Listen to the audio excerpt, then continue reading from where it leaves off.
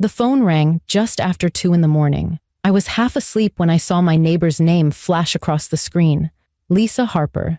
She never called this late, so my first thought was that something terrible had happened. I answered right away, rubbing my eyes. "Lisa, are you okay?" Her voice was low, trembling. "Rachel, whatever you do, don't look outside your window." I blinked, confused. "What? Why?" "Just promise me," she said, her tone sharper now. "Don't look outside." Before I could ask another question, the line went dead.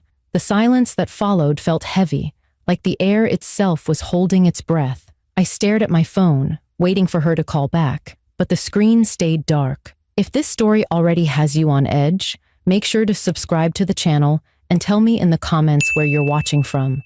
I'd love to know who's brave enough to keep listening. My name is Rachel Morris.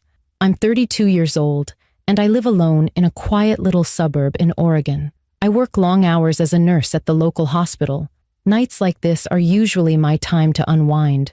Just me, a cup of tea, and the sound of rain tapping softly against the windows. It's the kind of quiet I used to crave after 12-hour shifts, surrounded by noise, machines, and patients who depended on me for everything. But that night, silence didn't feel peaceful. It felt wrong. Lisa was more than just a neighbor. She was my friend. She'd lived next door for almost 15 years, long before I moved in. From the first day, she'd been kind, offering homemade cookies, inviting me for coffee, checking on me after my breakup. She treated me like a younger sister, and the thought of her calling me at 2 a.m., frightened and whispering, didn't make sense. I glanced at the clock again. 2:07 a.m. Rain pattered harder against the roof. My living room lamp flickered for a moment, then steadied. I tried calling her back, but it went straight to voicemail. I told myself there had to be an explanation. Maybe she saw an animal outside or thought she heard something strange. Lisa was cautious by nature, always double-checking her locks, reminding me to keep my porch light on. Still, her tone on the phone wasn't cautious.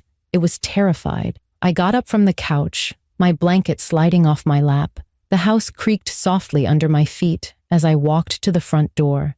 Everything looked normal. My street was empty, the streetlights glowing dim through the drizzle. Across the road, the Johnsons' house was dark. The neighborhood always felt safe. That's why I chose it in the first place. I checked the lock on the front door. Secure. Then I turned toward the living room window. That's when the warning replayed in my mind like an echo. "Don't look outside your window." For a moment, I hesitated. I could almost hear her voice again, trembling through the phone. My heart thudded quietly in my chest. It was such a strange request. So specific, so desperate. But curiosity has a way of silencing reason. I moved toward the curtain. My hand hovered over the fabric. Maybe it was nothing. Maybe she'd overreacted. Maybe I'd laugh about this in the morning. I pulled the curtain open. The street looked empty at first, calm and quiet, just the way it always did. My breath began to steady until I saw something. It was faint, standing halfway between the glow of my porch light and the shadow of the fence. A figure, tall, motionless, facing my house. I froze. My fingers tightened on the curtain. The shape didn't move. I couldn't make out its face, only that it was watching. The rain shimmered lightly across the yard, outlining the stillness of whoever or whatever it was. My stomach twisted. I let the curtain fall back into place and stumbled backward, heart racing. I reached for my phone again and called Lisa, but there was still no answer. My hands shook as I texted her. "Someone's outside my house. What's going on?" No reply. I checked my front door again, making sure the lock was tight, then ran to the back to check the sliding glass door. It was locked, but a faint fog mark on the glass caught my eye. A shape, like a handprint, smeared near the handle. My throat went dry. My phone buzzed suddenly, vibrating in my palm. It was a new message from Lisa. I opened it fast. "Lock every door. Stay away from the windows. He's not alone." That was when I realized this wasn't paranoia. Something real was happening, and I was right in the middle of it. I turned off the lights in my living room and crouched behind the couch, clutching my phone like it was my only lifeline. Every sound outside seemed louder. The wind, the rain, even the ticking clock on my wall. I told myself to stay calm, to think clearly, but one thought kept repeating in my mind. Why did Lisa know what was happening before I did? And what did she mean? He's not alone. That's when I knew the night was just beginning. I stayed behind the couch for what felt like forever, gripping my phone so tightly my hands hurt. The only light in the room came from the street lamp outside, its faint glow slipping through the edges of the curtain. My heart was racing so fast I could barely think. The sound of rain tapping against the windows had never felt so loud, so close. I wanted to believe this was some kind of misunderstanding, that maybe the shape I saw wasn't real. But Lisa's last message kept flashing in my mind. He's not alone. I forced myself to crawl across the floor, moving as quietly as I could. I needed to make sure every door was locked. The front one was fine, but when I reached the kitchen, I noticed something that made my stomach twist. The back door, the one leading to my small yard, wasn't fully closed. It looked shut from a distance, but the latch hadn't caught. A small gap let in the cold night air. I must have forgotten to lock it earlier. My pulse hammered in my ears as I slowly pushed it closed and turned the deadbolt. For a second, I just stood there, staring at the handle. My reflection in the glass was faint, my face pale, eyes wide. Then a sound came from outside, the crunch of wet grass under footsteps. I froze. It wasn't the wind. It wasn't an animal. Those were deliberate, heavy steps. I turned off the kitchen light and crouched low. Through the thin space between the curtains, I saw something move near the fence line. A figure, then another.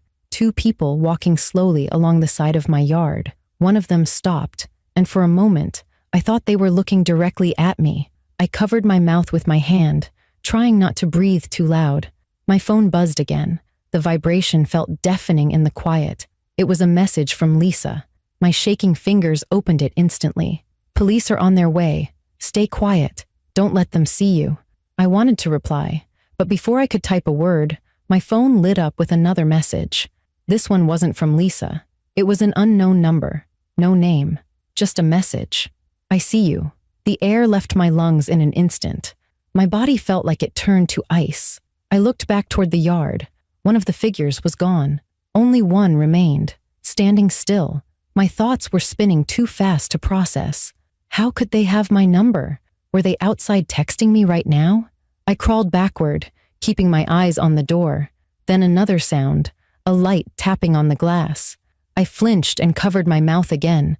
It wasn't hard or violent, just gentle, like someone knocking politely. Tap, pause, tap. I couldn't stay quiet anymore. I dialed 911 with trembling hands. The operator answered quickly, her voice calm and professional. I whispered, "There are people outside my house. I think they're trying to get in." She asked for my address, my name, and told me officers were already responding to a nearby call. My heart jumped at that. That meant Lisa had called them earlier. "Stay on the line with me," the dispatcher said. "Can you move somewhere safe? I'm in the kitchen," I whispered. "The back door. They're right outside." "Is the door locked?" "Yes," I said. "I think so." "Then move somewhere secure. A room with no windows if possible." I nodded even though she couldn't see me. I crawled toward the hallway leading to my bedroom. Every sound around me felt magnified, the floor creaking beneath my knees, the faint dripping from the faucet, the whisper of wind outside. Then came another noise, the faint rattle of the back door handle. They were testing it. I ran. I didn't care about being quiet anymore. I sprinted to my bedroom, slammed the door, and locked it. My breathing came in short gasps. I pressed my phone to my ear again. "They're trying the door," I said. "Stay calm, Rachel. The police are on their way," the dispatcher replied. "Can you hear how many people there are?" I listened carefully. Footsteps moved along the side of the house, slow, deliberate, like they were checking every window. I whispered, "At least 2. "Do not engage," she said firmly. "Stay hidden. Help is close." But something wasn't right. The footsteps stopped. Everything went quiet again. Too quiet. I could barely hear the rain anymore. I leaned toward the door, listening for any sign of movement. Then, faintly, I heard the creak of wood. Not outside. Inside. A cold chill ran down my spine. They had gotten in. I grabbed the small baseball bat I kept near my dresser for protection. My hands were shaking so badly I could hardly hold it straight. My phone buzzed again in my other hand. I looked down at the screen, praying it was the dispatcher updating me. It wasn't. It was another text from that unknown number. You shouldn't have looked. My breath caught in my throat. They knew. Whoever it was, they knew I had looked out that window earlier.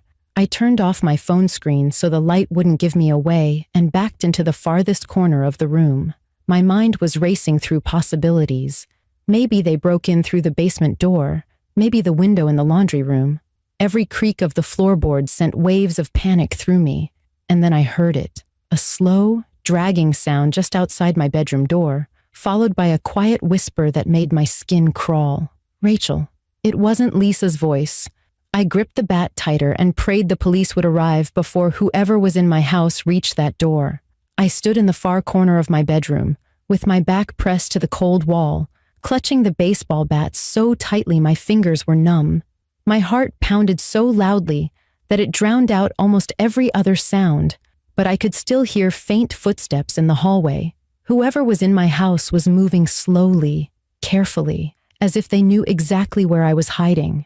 The only thing separating me from them was a thin wooden door and a lock I'd turned in desperation. I glanced down at my phone. The line to the dispatcher had gone silent. The call had disconnected. I had no idea how long I'd been alone without anyone on the other end. My hands were trembling as I tried to redial 911, but the signal was weak. I didn't dare turn the screen back on because the glow might give away my position. I couldn't stay like this.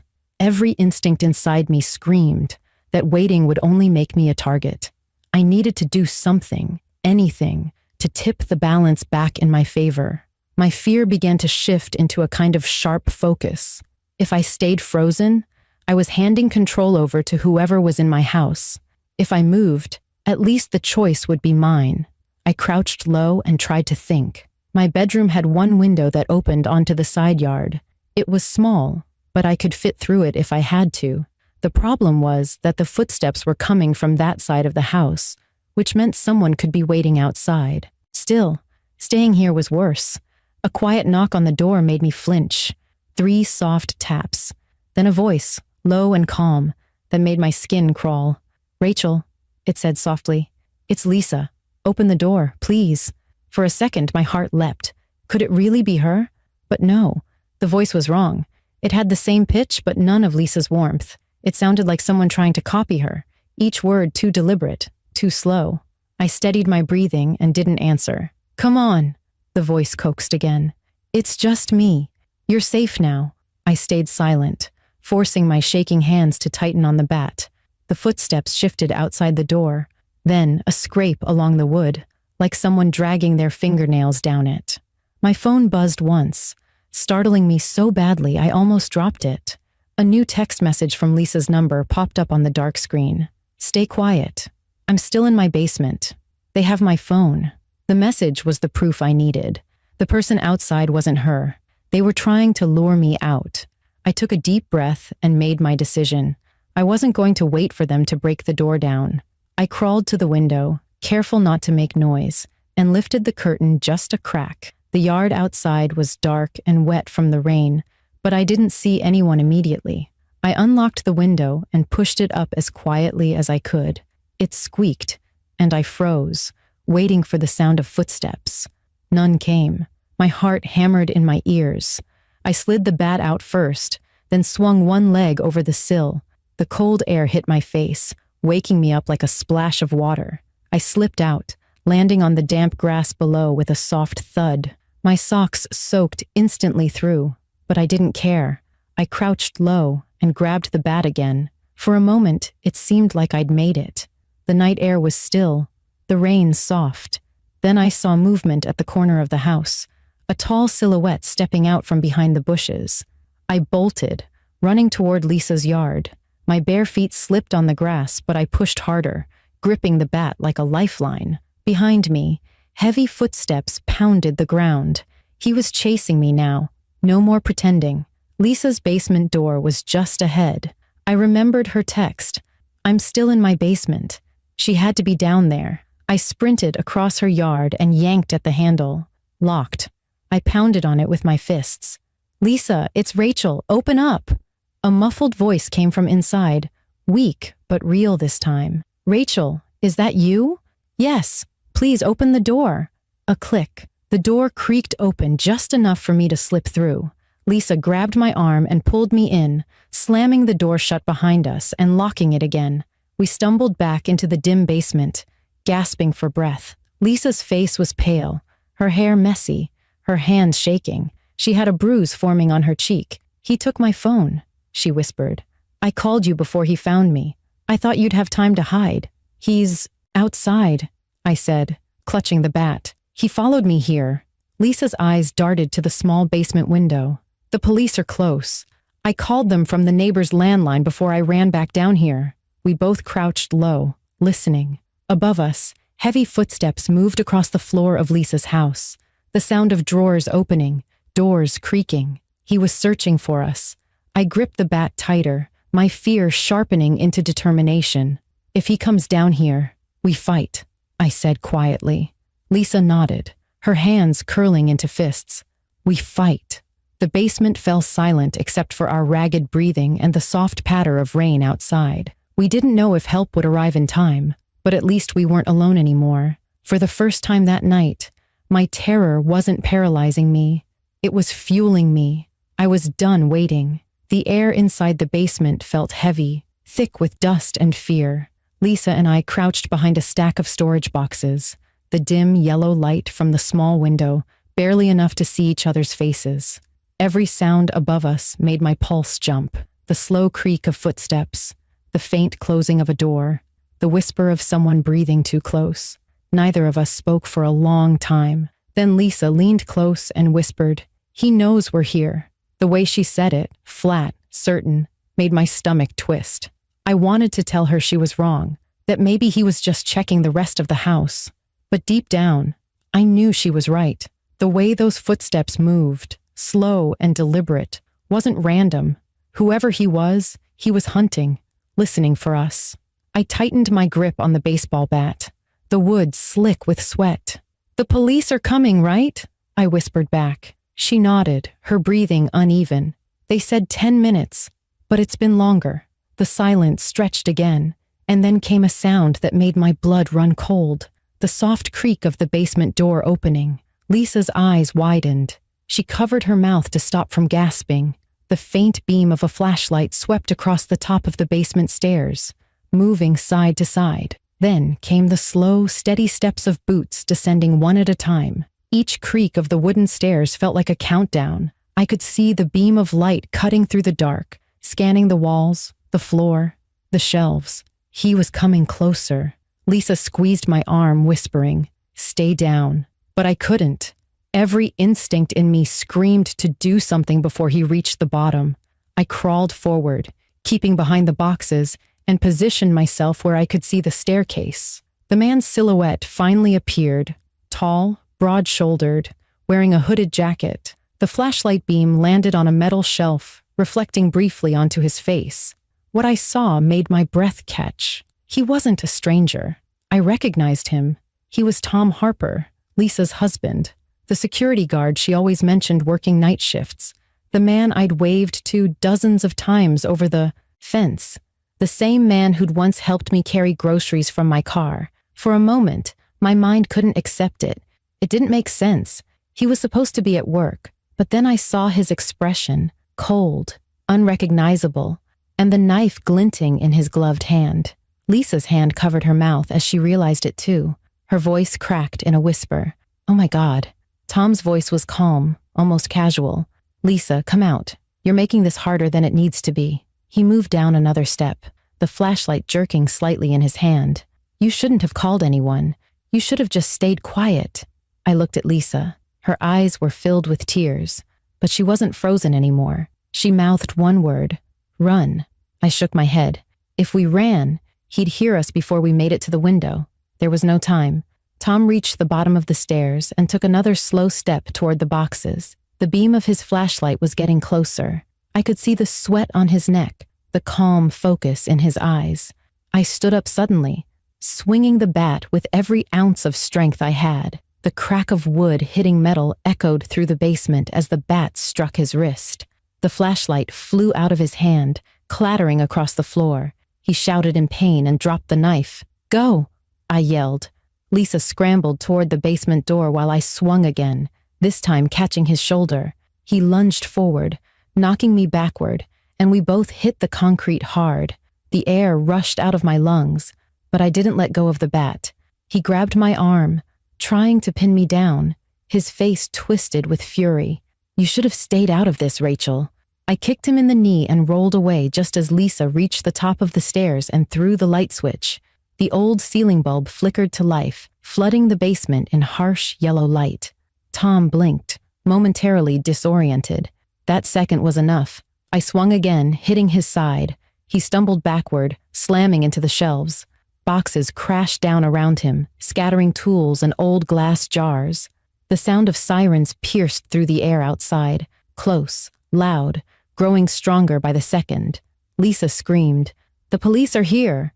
Tom looked toward the window, panic flashing across his face. He turned to run up the stairs, but before he could reach the top, a voice shouted from outside, "Police! Drop your weapon and get on the ground!"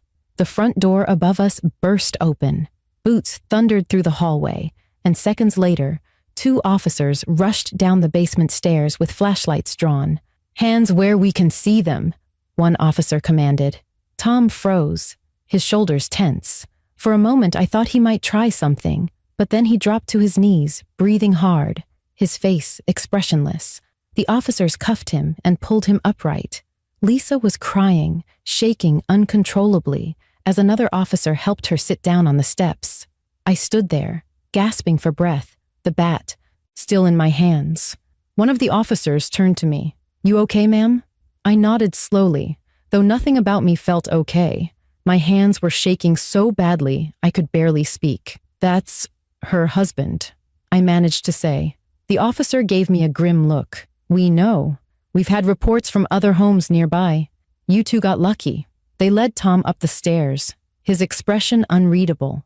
As they passed, he looked at Lisa one last time. She turned her face away, tears streaming down her cheeks. When the basement was finally quiet again, Lisa sank to the floor and whispered, "I thought I knew him. I never thought he could do this."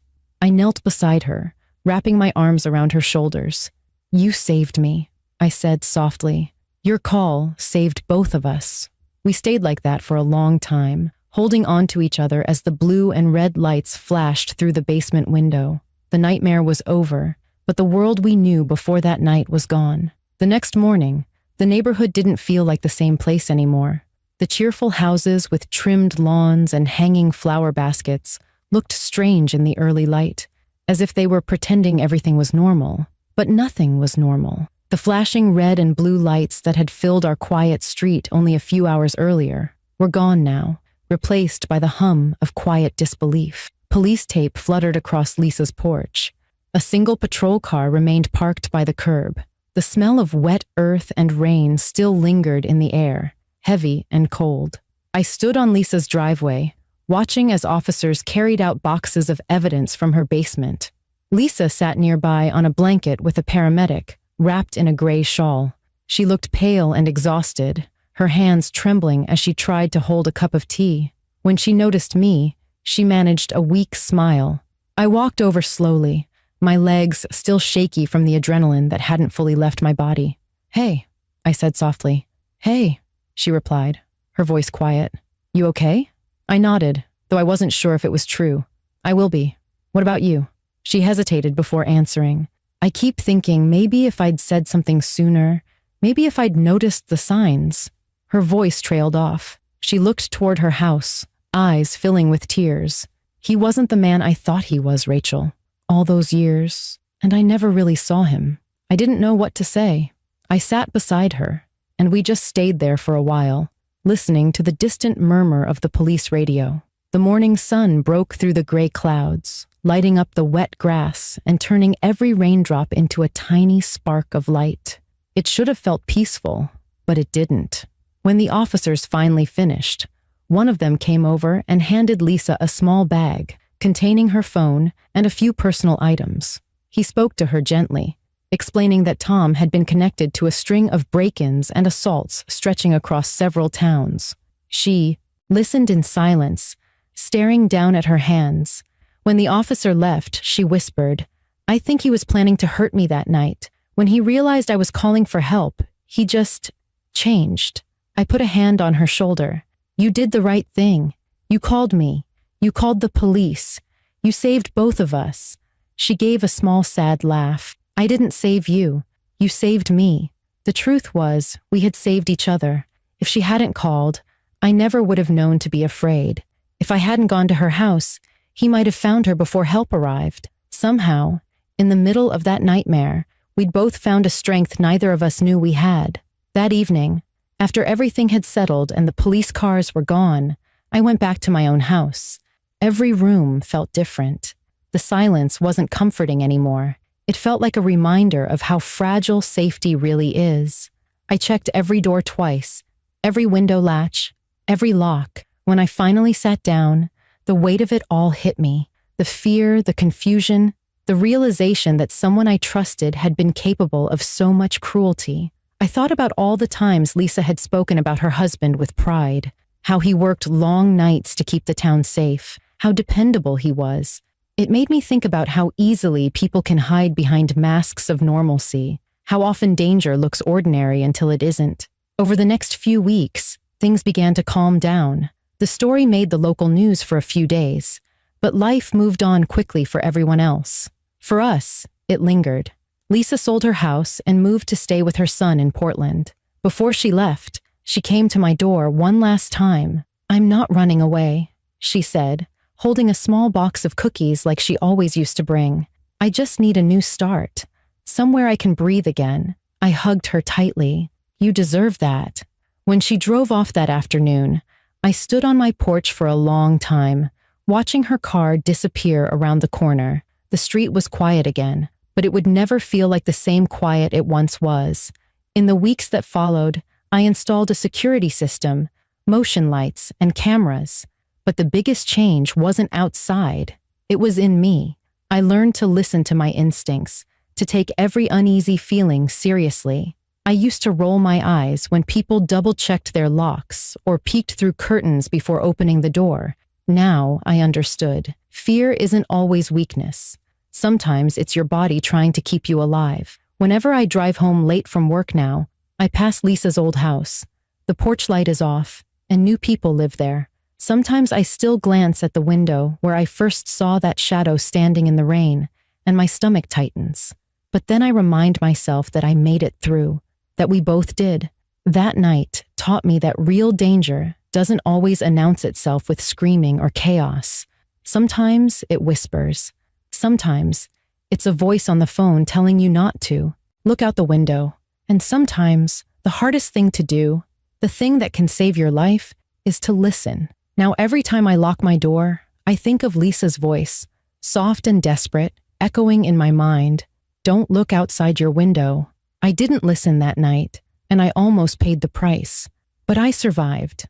And that survival gave me a strength I didn't know I had. Because the truth is, the scariest part of that night wasn't the man outside. It was realizing how easily ordinary life can turn into a nightmare when you stop paying attention. If this story gave you chills, or made you think twice about your own safety, make sure to subscribe to my channel and tell me in the comments where you're watching from.